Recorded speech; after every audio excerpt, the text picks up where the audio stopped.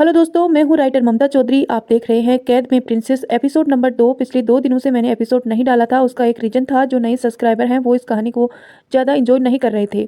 लेकिन फिर मैंने सोचा कि क्यों मैं अपने पुराने सब्सक्राइबर के मन की भावनाओं को ठेस पहुँचाऊँ। पहले भी मैंने इस कहानी को एक बार बीच में रोक दिया था। बहुत से लोग ऐसे हैं जो इस कहानी को एंड तक सुनना चाहते हैं। बस उसी की भावनाओं को ध्यान में रखते हुए मैं इस कहानी को डेली 11 बजे अपलोड करूँगी। आई होप आपको ये सीरीज़ पसंद आए, और पसंद आए तो प्लीज़ आप लोग मुझे सपोर्ट जरूर करना, लाइक शेयर सब्सक्राइब जरूर करना। फिर बानी ने खुद को शांत किया और वहां से उठकर बेड पर बैठ गई और बोली, कबीर ने जो करने के लिए कहा है वो बहुत रिस्की है। मैं कैसे करूंगी? उस डील को रोकना अलग बात थी, और ये हाँ, मुझे मिशन के लिए हाँ नहीं करनी चाहिए थी। बहुत बुरी तरह से फंस गई हूँ मैं। अगर कबीर की बात नहीं मानी तो रियांस की कैद में हमेशा के लिए बंद हो जाऊंगी, और कबीर की बात मान ली तो मैं इतना बोलकर बानी चुप हो गई। रियांस इस वक्त बेसमेंट में था और अपने आईपैड में एक गेम खेल रहा था। इस वक्त उसके चेहरे पर कोई भाव नहीं थे। थोड़ी देर में सेरा वहां आकर बोला, बोस अब क्या करना है? रियांस डेविल स्माइल करते हुए बोला, जीतता वही है जिसके पास क्वीन होती है, और जीत हमेशा रियांस की है। दिस मीन्स क्वींस मेरे पास है। अब बस इंतजार करना है। Now you are can go. Riyansh के बोलते ही सेरा वहां से चला गया। थोड़ी देर बाद रियांस बेसमेंट से बाहर निकलकर स्टडी रूम में आ गया। फिर चेयर पर बैठकर टेबल पर रखा माउंट ऑर्गन बजाने लगा। वो एक बेहद ही खतरनाक धुन बजा रहा था। बानी जो किचन में पानी लेने आई थी वो ये धुन सुनकर रुक गई। बानी ने एक नज़र सारे सर्वेंट को देखा जो अपने काम में लगे थे, मानो उन्हें कुछ सुनाई नहीं दे रहा है। बानी धुन की आवाज़ को फॉलो करते हुए स्टडी रूम तक पहुंच गई। उसने गेट खोलकर अंदर देखा तो रियांस चेयर पर आंखें बंद किए माउथ ऑर्गन बजा रहा था। बानी मन में बोली, अपने जैसे खतरनाक धुन बजा रहा है ये। वो पलट कर जाने वाली थी कि तभी रियांस बोला, बेबी कहाँ जा रही हो? ये सुनकर बानी ने पलट कर उसको देखा तो रियांस फिर से बोला, कम ऑन बेबी। बानी धीरे धीरे अपने कदम रियांस की तरफ बढ़ा दी। बानी उसे कुछ दूरी पर रुक गई। ये देखकर रियांस ने उसका हाथ पकड़कर उसे अपनी तरफ खींच लिया, जैसे बानी सीधे उसकी गोद में जाकर गिरी। रियांस बानी के बाल को उसके कान के पीछे करते हुए बोला, बेबी आज जो तुमने देखा है वो तुम्हें हमेशा याद रहना रखना है। बानी बोली, तुमने जिस तरीके से उसे मारा है मैं वो कभी भूल भी नहीं सकती। रियांस डेविल स्माइल करते हुए बानी के कान में बोला, गुड बेबी, अच्छी बात है कि तुम्हें याद रहेगा। अगर नहीं भी रहता तो मैं तो हूं ही ना याद दिलाने के लिए। ये बोलकर उसने बानी के बालों को हटाकर गले पर किस कर दिया। बानी जल्दी से रियांस की गोद से उठी और वहां से जाने लगी। तभी रियांस सर्द लहजे में, एक और बात हमेशा याद रखना, मुझे धोखे से सख्त नफरत है, तो धोखा देने के बारे में सोचना भी मत, वरना अंजाम क्या होगा वो मुझे भी नहीं पता। उसकी बात सुनकर बानी ने पलटकर उसको देखा, फिर वहां से भाग गई। रात के वक्त दोनों ने अपने अपने डिनर किया। फिर बानी के रूम में जाकर सीधा स्लीपिंग पिल्स ले लिया, क्योंकि वो नहीं चाहती थी कि वो रियांस उसके साथ कुछ करे। थोड़ी देर बाद रियांस रूम में आया और बानी को सोते हुए देखा। फिर रियांस ने एक नज़र बानी के साइड टेबल को देखा और अजीब तरह से मुस्कुराने लगा। फिर वो भी बानी को अपनी बाहों में भरकर सो गया। नेक्स्ट डे बानी की आंख खुली तो उसकी नज़र सीधा वॉल क्लॉक पर गई, जिसमें 12 बज रहे थे। बानी जल्दी से उठते हुए बोली, स्लिप पिल्स की वजह से इतनी देर तक सोती रही। आई होप वो राक्षस बाहर गया होगा, तभी मैं शांति से रह पाऊंगी। वैसे भी कल रात तक सब खत्म हो जाएगा। इधर एक 2 BHK अपार्टमेंट में कबीर अपने लैपटॉप पर कुछ काम कर रहा था। सामने एक लड़का कॉफी लाते हुए बोला, तुमने बानी को सब बता दिया है ना? फिर क्यों इतनी टेंशन में हो? कबीर लैपटॉप से बिना नजरें हटाए हुए बोला, विनीत बानी के लिए ये सब पहली बार होगा। विनीत भी एक सीक्रेट एजेंट था जिसने पिछले 5 सालों से बहुत से मिशन पूरे किए थे, और अभी वो कबीर के साथ काम कर रहा था। कबीर की बात सुनकर विनीत बोला, पहली बार होगा पर वो बहुत स्ट्रांग है, वो कर लेगी, और सबका कभी ना कभी पहली बार होता है। कबीर विनीत को देखकर बोला, पर बानी का सामना रियांस ओबरॉय से हुआ है, जिसके सामने आज तक कोई टिक नहीं पाया है। मुझे बानी के लिए डर लग रहा है। विनीत बोला, वैसे ये बात तो है, आज तक हमने कई एजेंट रियांस की दुनिया में भेजे हैं, पर सबकी दर्दनाक मौत हुई है, और ऐसा भी नहीं है कि हमने लड़कियां पहली बार भेजी हैं। बानी तो तीसरी लड़की है। कबीर गहरी सांस लेकर बोला, पता नहीं, जो भी हो कल रात की मिशन खत्म हो जाए। कबीर की बात पर विनीत ने अपना सिर हिला दिया। इधर रियांस अपनी लंदन वाली ब्रांच के ऑफिस में था और ग्लास वॉल के पास खड़ा होकर सिगरेट की कस ले रहा था। फिर वो डेविल स्माइल करते हुए बोला, कल की रात बहुत यादगार होगी। इतना बोलकर वो अपनी चेयर पर बैठ गया। तभी सेरा केबिन में आया। रियांस ने एक नज़र सेरा को देखा, फिर चेयर से सर टिकाकर अपनी आंखें बंद कर ली। सेरा अपना सर झुकाकर बोला, बोस कल क्रूज पार्टी के बेसमेंट में मिस्टर जैक्सन के साथ मीटिंग होगी, पेपर्स भी वहीं साइन होंगे। रियांस आंखें बंद किए हुए बोला, आज रात एक डेट अरेंज करो, बानी के लिए ड्रेस भिजवा दो और डेट प्लेस का एड्रेस भी भेज दो। एड्रेस मेरे आईपैड में है। इतना बोलकर रियांस चुप हो गया और सेरा उसका आईपैड देखने लगा। केबिन से बाहर चला गया। रियांस वैसे ही आंखें बंद किए बैठा रहा। इधर विला में बानी खाना खाकर रूम में बैठी थी। वो कुछ सोच रही थी, तभी डोर नॉक हुआ। बानी अपना सिर उठाकर सोच से बाहर आई और गेट खोलकर देखा तो वो हैरान हो गई। बानी ने जब डोर ओपन किया तो गेट के सामने एक मेड खड़ी थी और उसके हाथ में कुछ सामान भी था। वो बोली, मैम सर ने आपके लिए ड्रेस भिजवाया है और कहा है कि आज शाम को आपको रेडी रहना है, आज आपकी डेट है। शाम को ड्राइवर आपको एड्रेस पर छोड़ देगा। इतना बोलने के बाद मेड बानी को ड्रेस देकर वहां से चली गई। बानी ने गुस्से में गेट बंद किया, फिर उस बॉक्स को खोलकर देखा तो उसमें एक रेड कलर का वन पीस था जो ऑफ सेंटर था। बानी ने एक नज़र उस ड्रेस को देखा, उसे बेड पर रख दिया। बानी इधर उधर घूमते हुए बोली, यहाँ मेरे पहले से ही दिमाग खराब है और अब ये डेट, हर चीज़ में अपनी मर्जी, मतलब एक बार मुझसे पूछना भी नहीं जरूरी नहीं समझ सकता। जिसके साथ डेट पर जाना है उसे ही नहीं पूछा। वैसे सही भी है, वो क्या पूछेगा, आखिर वो ग्रेट माफिया रियान सोबरोय है। फिर ड्रेस को देखकर आगे बोली, जाना तो पड़ेगा। शाम के वक्त ड्राइवर ने बानी को एड्रेस पर छोड़ दिया। वो एक ब्रांच साइट थी जहाँ डेट प्लान की गई थी। वहाँ चारों तरफ येलो लाइट थी, एक टेबल की दोनों तरफ चेयर लगी हुई थी और वहाँ की रेड रेड थीम पूरी तरह से कॉर्पोरेट वाली फील दे रही थी। रियांस की नज़र जैसे ही बानी पर गई वो एकटक उसे ही देखने लगी। उसने वही रेड ड्रेस पहनी थी, उसके बाल खुले हुए थे जिन्हें कर्ल किया गया था, होठों पर रेड लिपस्टिक लगाई थी और हल्का सा मेकअप किया था। बानी चारों तरफ देख रही थी, फिर उसकी नज़र रियांस पर गई तो कुछ पल के लिए वो भी उसे देखती रह गई। उसने ब्लैक सूट पहना था जिसके अंदर व्हाइट शर्ट पहनी हुई थी, गले से बाल जेल से बाल सेट किए गए थे और हाथ में महंगी वॉच पहनी थी। बानी ने कुछ पल उसको देखा, बाद में अपनी नजरें फेर ली। ये देखकर रियांस उसके पास आता उसके कान में बोला, लुकिंग सो हॉट बेबी। इतना बोलकर वो पीछे हट गया। फिर बानी का हाथ पकड़कर उसने टेबल के पास ले आया और चेयर पर बैठा दिया। बानी चारों तरफ देखते हुए बोली, ये सब किसके लिए? रियांस बोला, फॉर यू बेबी, मुझे तुम्हें स्पेशल फील करवाना था। बानी उसकी आंखों में देखते हुए बोली, इट्स मीन्स मैं स्पेशल हूँ? रियांस इसी मुस्कान के साथ बोला, बेबी तुम खुद समझदार हो, समझ जाओ। इतना बोलकर उसने बानी का हाथ पकड़ लिया। फिर उसने बानी को एक रिंग पहना दी और उसके हाथ को किस कर दिया। बानी ने उस रिंग को देखा, वो एक प्री डायमंड की रिंग थी जिस पर आरबी का डिजाइन बना था, जो ध्यान से देखने पर पता चल रहा था। वानी ने एक बार रियांस को देखा, फिर चारों तरफ देखने लगी। वहां चारों तरफ बॉडीगार्ड्स थे जिन्होंने अपना मुंह दूसरी तरफ कर रखा था। फिर रियांस ने उनको अपने हाथ से खाना खिलाया। वानी भी रियांस को अपने हाथों से खिला रही थी। खाने के बाद रियांस ने वाइन का गिलास उठाकर एक सिप ली। फिर वानी ने जैसे ही वाइन का गिलास उठाया तो रियांस उसका हाथ पकड़ते हुए बोला, तुम्हें ड्रिंक तुमसे ड्रिंक हजम नहीं होगी। वानी बोली, ऐसा नहीं है, वो तो उस दिन किसी ने ड्रिंक में कुछ मिला दिया था। रियांस बोला, बेबी आई नो, बट तुम ये हैंडल नहीं कर पाओगे, तुम बस 19 साल की हो। उसकी बात सुनकर वानी के गिलास वापस टेबल पर रख दिया। फिर चेयर से उठकर अपनी हील्स उतार दी और नंगे पांव रेत पर चलने लगी। वानी को यहाँ बहुत सुकून मिल रहा था, उसके बाल हवा में उड़ रहे थे। वही रियांस वाइन पीते हुए वानी को ही देख रहा था। वानी वही रेत पर नीचे बैठ गई, लहरें उसके पैरों को छू रही थी और वो शांति से सामने देख रही थी। तभी उसको अपनी बगल में किसी की प्रेजेंटिंग फील हुई। उसने सर उठाकर देखा तो वहाँ रियांस बैठा था। उसने अपना ब्लाउजर उतार दिया था और शर्ट की स्लीव फोल्ड कर रखा था। बानी रियांस को देखकर फिर से सामने देखने लगी। फिर बानी धीरे से बोली, कितनी शांति है ना यहाँ। रियांस सामने देखते हुए, पर इन लहरों में काफी शोर है। बानी बोली, तुम्हें तो शोर ही सुनाई देगा, खून खराबा जो पसंद है। इन लहरों में शोर नहीं है, एक धुन है जो दिल को सुकून देती है। रियांस बोला, पर मेरे पास दिल नहीं है जो इस धुन को सुन सके। उसकी बात सुनकर बानी ने उसको देखा, फिर सामने देखते हुए बोली, तुम जी रहे हो, मतलब दिल तो है, लेकिन तुमने उसे महसूस करना छोड़ दिया है। इस बार रियांस कुछ नहीं बोला। फिर बानी मन में बोली, कल मैं क्या करने वाली हूँ और आज ये सब, ऐसे में अपने काम को अंजाम नहीं दे पाऊंगी। दोनों शांति से बैठे थे। थोड़ी देर बाद रियांस को अपने कंधे पर भार महसूस हुआ। उसने देखा कि बानी उसके कंधे पर सर रखकर सो गई थी। रियांस ने उसको एक नज़र देखा, फिर सामने देखते हुए बिना किसी भाव के बोला, आज की रात है जो इतनी शांत है, शायद आने वाले तूफान का आगाज है। अब कौन सा नया तूफान आने वाला है बानी की जिंदगी में, और क्या है बानी की असलियत? सवालों पर से पर्दा हटाने के लिए बने रहिए मेरे साथ, क्योंकि थोड़ी देर में मैं बताऊंगी कि बानी की असलियत क्या है और हमारी ये मासूम सी दिखने वाली बानी अब करने वाली क्या है। ये सब जानने के लिए आप पहले कहानी को लाइक कर दीजिए और चैनल को सब्सक्राइब करके नोटिफिकेशन ऑन कर लीजिए। अगले दिन बानी की आँख खुली तो रूम में अकेली थी। वो उठकर बैठते हुए बोली, मैं यहाँ कैसे? तभी वॉशरूम का गेट खुला और रियांस बाहर आया। इस वक्त उसने सिर्फ एक टॉवल लपेट रखा था। बानी की नज़र कुछ पल रियांस पर थम गई, लेकिन फिर भी वो अपनी नजरें फेर कर लेट गई। रियांस बानी के पास आते हुए, फर्स्ट मॉर्निंग पे भी। उसकी बात सुनकर बानी रियांस को देखने लगी। फिर उसे अपनी कही हुई बात याद आई। वो कड़वाहट से मुस्कुराते हुए बोली, फर्स्ट मॉर्निंग। इतना बोलकर वो बेड से उठ गई और वॉशरूम की तरफ जाने लगी। तभी रियांस ने उसका हाथ पकड़कर अपनी तरफ खींच लिया। वानी को उसके एक्शन का बिल्कुल अंदाजा नहीं था, इसीलिए वो झटके से रियांस के सीने से लग गई। रियांस उसको लेकर बेड पर गिर आया। इस वक्त वानी रियांस के ऊपर थी। वो चिल्लाते हुए बोली, ये क्या हरकत है? तभी रियांस उसको पलटकर खुद ऊपर आ गया। वो वानी की गाल को एक हाथ में पकड़ते हुए बोला, आवाज नीचे, तुम्हारी इतनी औकात नहीं कि तुम मेरे सामने अपनी आवाज ऊंची करो। इतना बोलकर उसने बानी के गालों को छोड़ दिया। रियांस की पकड़ काफी टाइट थी, इसलिए बानी की आंखें नम हो गई थी। फिर रियांस उसकी गर्दन में अपना चेहरा छुपाकर लंबी सांस लेने लगा। रियांस ने इस वक्त सिर्फ टॉवल पहनी थी, जिसकी वजह से बानी बहुत ही अनकंफर्टेबल हो रही थी। फिर वो उसके कान में बोला, तुम्हारी खुशबू मुझे पागल कर देगी बेबी, यू नो व्हाट, तुम मेरे सबसे प्रियस चीज हो जो हमेशा मेरे पास रहेगी। I never let you go. Riyansh की बात सुनकर बानी ने अपने हाथों की मुठ्ठियां कस ली। फिर रियांस ने अपना चेहरा बानी के चेहरे के सामने किया। उन दोनों की नाक एक दूसरे से टच हो रही थी। बानी उसकी आंखों में देखते हुए बोली, मैं कोई चीज नहीं हूँ। बानी की बात सुनकर रियांस के फेस पर डेविल स्माइल आ गई। रियांस बानी की आंखों में देखते हुए बोला, तुम ही बताओ क्या हो तुम मेरे बेडरूम में हर रात मेरी बाहों में होती हो। फिर थोड़ा रुक कर बोला, वो भी बिना किसी रिश्ते के। ये सुनते ही वानी की आंखें नम हो गई और उसके आंसू देखकर रियांश ने फिर से डेविल स्माइल करने लगा।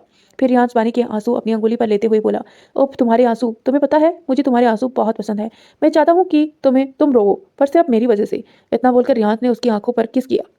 फिर उसके ऊपर से उठकर बिना उसे देखे क्लोसेट रूम में चला गया। वानी वैसे ही बेड पर लेटी रही। उसकी आंखों में आंसू नहीं थे, अगर कुछ था तो सिर्फ नफरत। उसने एक नज़र क्लोसेट रूम की ओर देखा, फिर वॉशरूम में चली गई। वानी शावर ऑन करके उसके नीचे खड़ी हो गई। शावर का ठंडा पानी उसके ऊपर गिर रहा था, पर आज उसके अंदर एक आग आग थी जो शांत नहीं हो रही थी।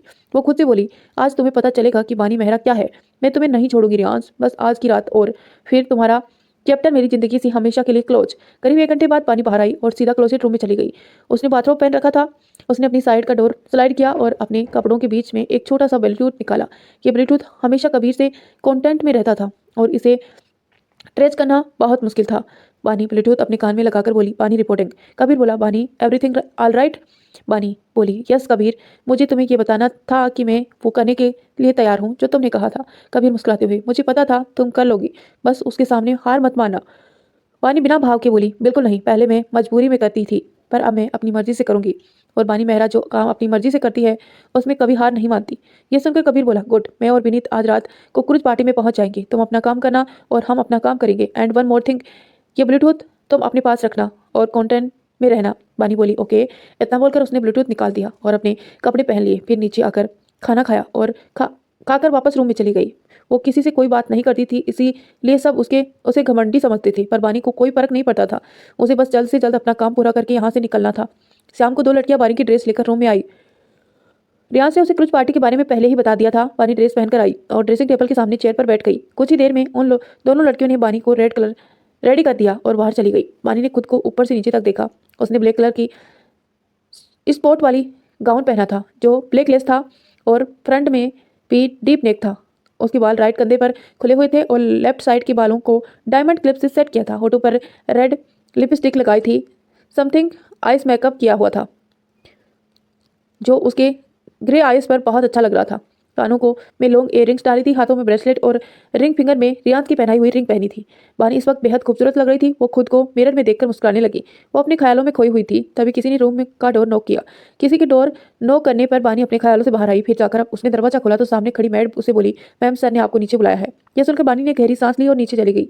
रियांश की नजर जैसे ही बानी पर गई वो तो उसे देखता ही रह गया। वो धीरे से बोला, ये खूबसूरती सिर्फ मेरी है। तभी बानी उसके सामने आकर बोली, चले। रियांश बानी का हाथ पकड़कर बोला, ऑफकोर्स बेबी। रियांश और बानी सीधे कुरुज पार्टी में आ गए। यहाँ हर तरह के लोग थे, लेकिन ज़्यादातर लोग या तो बिजनेसमैन थे या फिर माफिया। इस पार्टी की थीम पूरी ब्लैक थी। ये देखकर बानी मन में बोली, ऐसा लग रहा है जैसे नर्क में आ गई हूँ।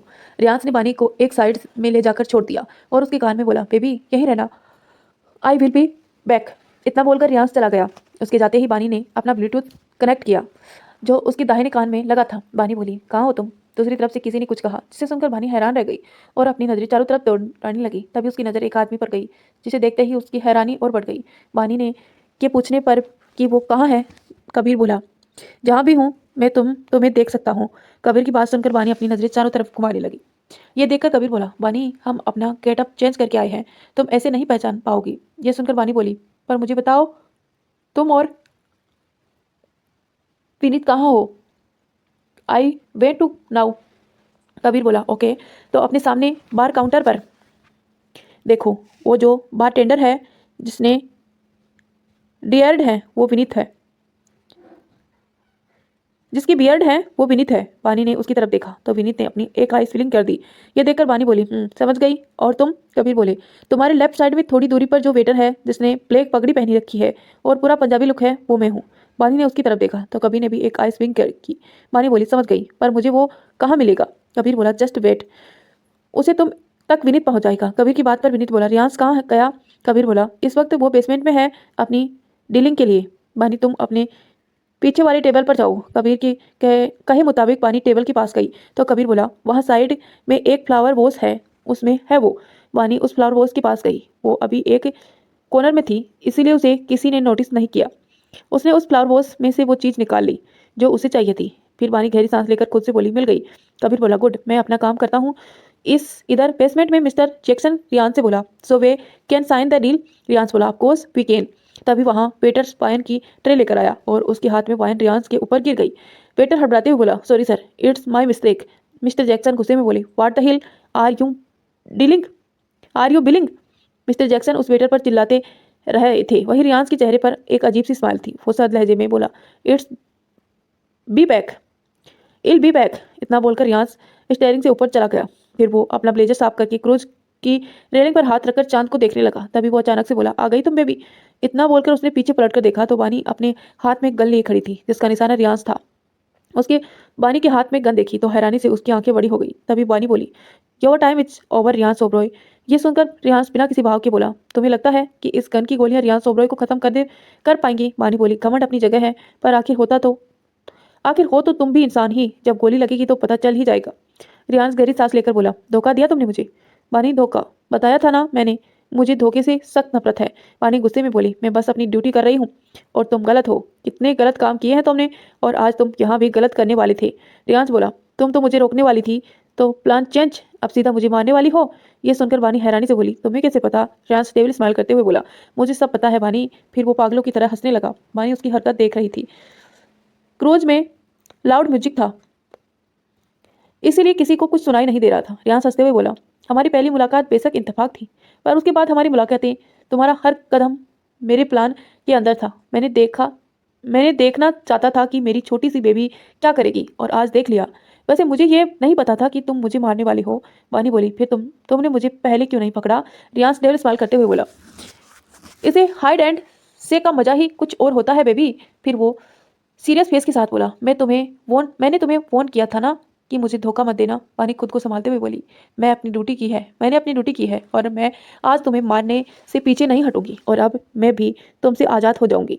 यह सुनकर रियांस बिना किसी भाव के बोला, तुमने मुझे धोखा दिया क्योंकि मैंने ऐसा करने दिया। याद रखना बानी, अगर मैं जिंदा बचा तो तुम्हें मुझसे कोई नहीं बचा पाएगा, और एक बात, फिर तुम मुझसे कभी आज़ाद नहीं हो पाओगी। मेरी चाप तुम पर बहुत गहरी है। बानी चिल्लाते हुए बोली, बस बहुत हो गया।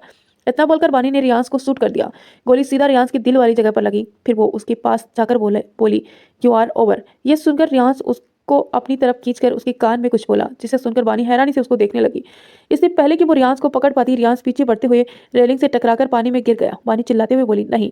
तभी पीछे से कबीर और विनीत आ गई। कबीर बानी का हाथ पकड़कर बोला, लेट्स गो बानी, रियांस के आदमियों को पता लगने से पहले हमें यहाँ से निकलना है। इतना बोलकर कबीर उसे खींचते हुए ले जाने लगा। बानी पीछे मुड़कर देखते हुए बोली, मैं हार गई।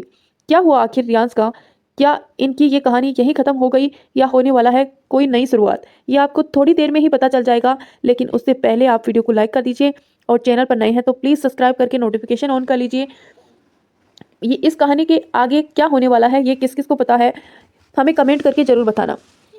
2 साल बाद रात के करीब 12 बजे मुंबई में एक लड़की, जिसने ब्लैक हुडी और ब्लैक जींस पहन रखी थी और मास्क लगा रखा था, सिर्फ उसकी आंखें दिख रही थी जो ग्रे थी, वो एक स्लूम आराम में घूम रही थी। घूमते घूमते वो एक जगह आकर रुक जाती है। सामने एक झोपड़ी सा घर बना हुआ था जो बहुत पुराना था। वो लड़की उस घर को देखकर मुस्कुराती है। वो लड़की धीरे धीरे दबे पांव उस घर के दरवाजे के पास जाती है। वहां का दरवाजा खुला हुआ था। वो लड़की अपनी गन निकालती है और एक झटके से दरवाजा खोलकर अंदर चली जाती है। अंदर 4 लोग बैठे थे। वहाँ बीच में एक टेबल थी जिस पर एक बैग रखा था। वो चारों आदमी हैरानी से उस लड़की को देखने लगते हैं। एक आदमी गुस्से में बोला, कौन हो तुम? वो लड़की मुस्कुराते हुए बोली, ये बताने का टाइम नहीं है मेरे पास। बोलकर वो लड़की उस आदमी के घुटने पर शूट कर देती है। वो आदमी वहीं गिर जाता है। वो लड़की जल्दी से दूसरे आदमी की गर्दन पर वार करती है, जिससे वो वहीं बेहोश हो जाता है। इससे पहले कि बाकी के 2 आदमी कुछ करते, वो लड़की उन दोनों को एक हाथ पर गोली मारती है। फिर जल्दी से वो टेबल पे रखा बैग उठाकर वहां से भाग जाती है। वो स्लिम आराम से बाहर आकर अपनी बाइक पर बैठती है और उस बैग को अपने आगे रखकर वहां से निकल जाती है। करीब आधे घंटे बाद वो लड़की एक घर के आगे आकर रुकती है जो एक कोटेज था। वो लड़की बाइक पार्क करके बैग लेकर सीधा अंदर जाती है। अंदर हॉल में 2 लोग बैठे थे। वो लड़की बैग टेबल पर रखकर बोली, मैंने कहा था ना मैं कर लूंगी। एक लड़का बोला, मान गए, गर्ल इन ब्लैक। लड़की बोली, शट अप विनीत। बोलकर वो अपना मास्क उतार देती है। विनीत चिढ़ते हुए बोला, ये तुम मुझे बार बार शट अप क्यों बोलती हो? बानी चिढ़ते हुए बोली, क्योंकि तुम बकवास करते हो। कबीर बैग चेक कर लो। कबीर जो शांत बैठा था वो अब बोला, जरूरत नहीं है, तुम पर सबसे ज्यादा विश्वास है बानी। कबीर की बात पर बानी कुछ नहीं बोली। बानी वहीं सोफे पर बैठ जाती है। कबीर विनीत से बोला, ओए कॉफी लेकर आ। विनीत बोला, ला रहा हूँ बानी जी के लिए कॉफी। विनीत के बोलते ही बानी उसे घूरने लगी। विनीत उठकर बानी को चिढ़ाते हुए किचन में चला गया। कबीर बानी को देखते हुए बोला, आर यू फाइन बानी? बानी बिना कबीर को देखे बोली, ऑफ कोर्स, मुझे क्या होगा? कबीर बोला, आज उसे 2 साल हो गए हैं बानी। ये सुनते ही वानी अपनी हाथों की मुट्ठियां बना लेती है। कबीर आगे बोला, उस इंसिडेंट के बाद तुम बदल गई हो वानी। उस रात उसने तुमसे क्या कहा था ये तुमने आज तक नहीं बताया। पिछले साल इस दिन तुम हम सबसे दूर थी, वानी बीच में ही बोली। आज तो नहीं होना, वो मेरी लाइफ का सबसे बुरा चैप्टर था जो क्लोज हो गया और कभी वापस लौट कर नहीं आएगा। कबीर कुछ बोलता उससे पहले ही विनीत कॉफी ले आता है। विनीत बोला, बात मेरे सामने भी हो सकती है और वैसे भी मुझे पता है कि क्या बात हो रही है। वानी बोली, पता है ना तो चुप रहो क्योंकि मुझे बात नहीं करनी, बोलकर वानी कॉफी पीने लगती है। कबीर वानी को देखते हुए मन में बोला, क्या हुआ था पता नहीं है, पर जो भी था उसने वानी को बदल दिया। काश मैंने वानी को उस मिशन पर भेजा ही नहीं होता। वानी उठते हुए बोली, मैं जा रही हूँ, बोलकर वानी जाने लगती है। तभी कबीर बोला, ओबरॉय इंडस्ट्री को इस साल भी बिजनेसमैन ऑफ द ईयर का अवार्ड मिला है। कबीर की बात सुनते ही वानी उसकी तरफ पलटती है। विनीत बोला, पता नहीं उसका भाई आर्यन ओबरॉय कहाँ से आ गया। वानी बोली, अपनी माँ के पेट से आया। विनीत चिढ़ते हुए बोला, हाँ तो मैंने कब बोला धरती फाड़ कर आया। वानी बोली, आप भी नहीं सकता, पागल इंसान कैसे बातें करते हो। विनीत बोला, हाँ सारा लॉजिक तो तुम्हारे दिमाग में है। वानी अपने बाल पीछे करते हुए बोली, yes that is true, logic तो मेरे दिमाग में है। I am intelligent you know. Vineet चिढ़ते हुए बोला, हाँ रहने दो लॉजिक वाली बिल्ली। वानी विनीत को घूरते हुए बोली, क्या कहा तुमने। विनीत मजाक उड़ाते हुए बोला, कानपुर में हड़ताल है क्या। वानी कोई जवाब देती उससे पहले कबीर तेज आवाज में बोला, बस करो तुम दोनों, ये क्या कुत्ते बिल्लियों बन जाते हो दोनों। वानी जल्दी से बोली, राइट मैं बिल्ली तो तुम कुत्ता, उप डॉग। कबीर वानी को घूरते हुए बोला, हो गया। वानी कबीर को देखते हुए बोली, हाँ। कबीर बोला, पिछले 2 सालों से। वानी बीच में ही बोली, मुझे इस बारे में कोई बात नहीं करनी, मैं जा रही हूँ, बोलकर वानी बिना किसी बात सुने वहां से निकल गई है। विनीत सीरियस होकर बोला, ये कभी ओब्रॉय से रिलेटेड कोई बात क्यों नहीं सुनती। कबीर गहरी सांस लेकर बोला, पता नहीं। वानी जल्दी से अपने घर पहुंचती है और दबे कदमों से अपने रूम में पहुंचकर अपने कपड़े चेंज करके सो जाती है। एक अंधेरी जगह पर रियांश वानी को देखते हुए बोला, तुम खुद पर से मेरी छाप कभी नहीं मिटा पाओगी। तुम्हें तुम्हारे जिस्म के साथ तुम्हारे दिमाग और दिल पर भी मैंने अपनी छाप छोड़ी है, बोलकर रियांश पागलों की तरह हंसने लगता है। फिर रुक कर डेविल स्माइल करते हुए बोला, दुआ करना कि मैं मर जाऊं, क्योंकि अगर बच गया तो मैं तुम्हें नहीं छोड़ूंगा बेबी। इसी के साथ रियांश पानी में गिर जाता है। पानी चिल्लाते हुए बोली, आ आ। वानी बेड पर बैठकर गहरी सांस ले रही थी, वो कांप रही थी। वानी खुद से बोली, रिलैक्स वानी, वो नहीं है और ना ही वो वापस आएगा। हाँ नहीं आएगा, वो मर चुका है। रियांश ओबरॉय मर चुका है, रियली। थोड़ी देर बाद वानी खुद को कंट्रोल करके बेड पर उठती है और अपने रूम से निकल जाती कर साइड वाले रूम में जाती है। ये रूम छोटा सा था। वानी लाइट ऑन करती है और सामने देखने लगती है। उस रूम में हर तरफ ओब्रॉय इंडस्ट्री से रिलेटेड खबरें थी। वानी टेबल पर रखा न्यूज़पेपर उठाती है जिसपे अवार्ड फंक्शन की फोटो थी। उसमें आर्यन ओब्रॉय वर्ल्ड अवार्ड ले रहा था। वानी वो फोटो कट कर देती है और सामने दीवार पर लगा देती है। वानी उस फोटो को घूरते हुए बोली, आर्यन ओब्रॉय जो हमेशा अपने स्टैंड के लिए जाना जाता था, वो अचानक ओबरॉय इंडस्ट्री संभालने लगा। बाकी की फैमिली कभी सामने नहीं आई, पर मेरी मिशन सिर्फ तुम्हारी लंदन वाली डील रोकना था। लेकिन मुझे तुम्हें मारना पड़ा जब मैं तुम्हारा ये डिसीजन करना चाहती हूँ, जबकि मैं तुम्हारा ये बिजनेस खत्म करना चाहती हूँ।